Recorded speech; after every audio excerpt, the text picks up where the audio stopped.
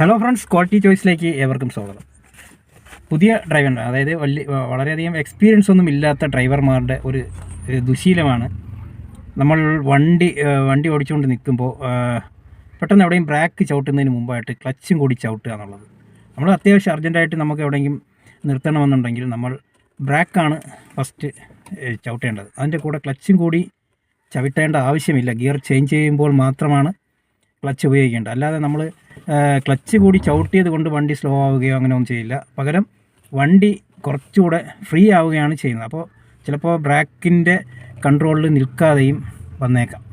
അപ്പോൾ എപ്പം എല്ലാവരും ശ്രദ്ധിക്കുക, പുതിയതായിട്ട് ഡ്രൈവ് ചെയ്യുന്നവർ പ്രത്യേകിച്ച് ശ്രദ്ധിക്കുക. ഈ ശീലം ഉണ്ടെങ്കിൽ നിങ്ങൾ മാറ്റുക. ആദ്യം നമ്മൾ ബ്രേക്ക് തന്നെയാണ് ചവിട്ടേണ്ടത്.